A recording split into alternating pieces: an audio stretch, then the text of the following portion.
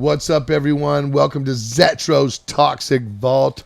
Alongside our hairy little friend Red Rum up there, I am accompanied by my partner in crime, Mr. Walter Morgan. How you doing? What's up, Walt? We're excited today, aren't we? Summertime movies are the best, aren't they? Well, I mean, I don't know about summertime horror because we've kind of been...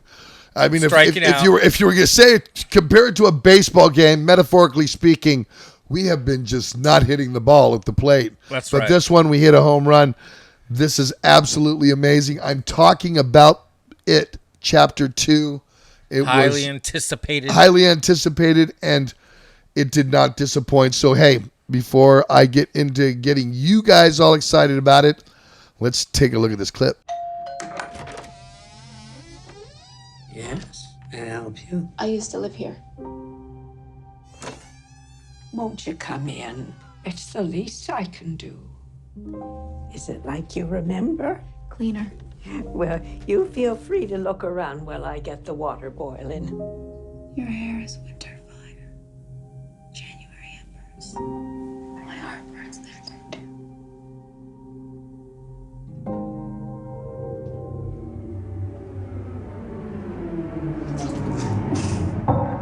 There you go. Thank you. Now some music. I do apologize. It gets so very hot here this time of year. It's fine. Well, you feel like you could just about die. But you know what they say about Derry? No one who dies here ever really dies.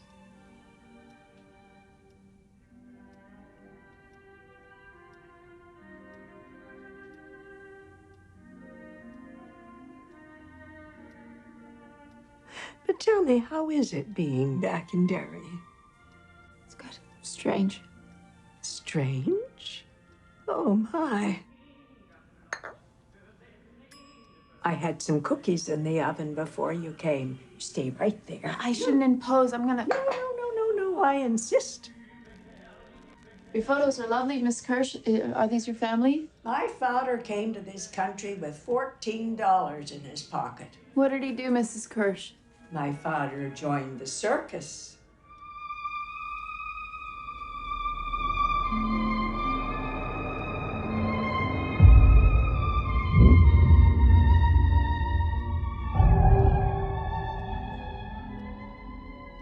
I was always Daddy's little girl.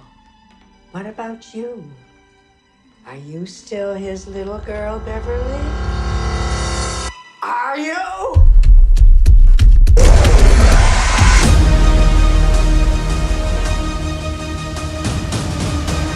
This meeting of the Losers Club has officially begun. We can do this, but we have to stick together.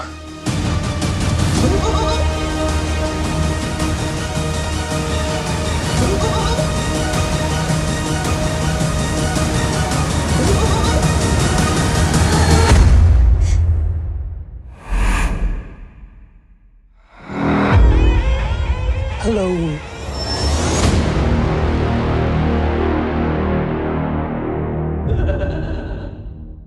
Okay, the clip alone makes me want to just run to this thing. It has from the day one, and there's so much more into it.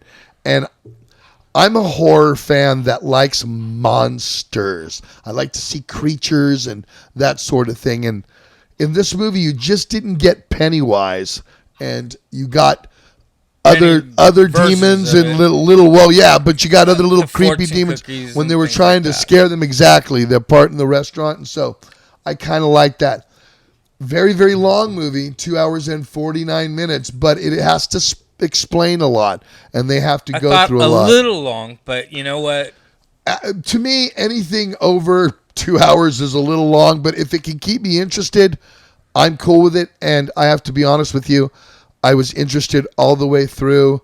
It's a movie. It's not real. Things are going to happen in there that you're going to go, oh, come on. But I didn't find too many holes in it. I thought they kept with the continuity of what they were trying to come across. And the story is now. It was 27 years later. And basically, Pennywise has returned to Derry. and he's basically kind of calling the losers out. So if you guys remember, they were calling them the little gang of kids that had went through this in the first one. 7 of them. The 7 of them called themselves the losers. And remember, if you saw it, they made the pact that if it ever came back, they would all reconvene to kill it. But I believe that it came back to actually draw them all out to get revenge. So basically, all of them except one left Derry in their adult life because they were teenagers, early teenage years in the first movie. About like what, 13, probably 14, right? So they come back as adults 27 years later in their lives, which are a lot going on in their lives. But also, before you say that, I have a good fact, is that the Chapter 1 movie, is the highest grossing R-rated horror movie of all time. I knew that. I actually knew that fact. Can you believe that? You didn't get the buzzer. Yeah, well, you know what? Maybe that'll be a question. Well, at least that would be one right for him, right, guys? And I guess we can look at it like that. He will take it. But Pennywise, played by Bill Skarsgård, absolutely captures the role when he's the star. Yes, he captures the role. He is Pennywise, and I mean, it is so evil. I mean, look, there he is right there. It doesn't get any better than that. Well, we got him right on our set right there, so we might as well just put him right there in the front, right there. Yes, we probably should have had him there in the first part. But this is, it's very scary, a very scary image to me.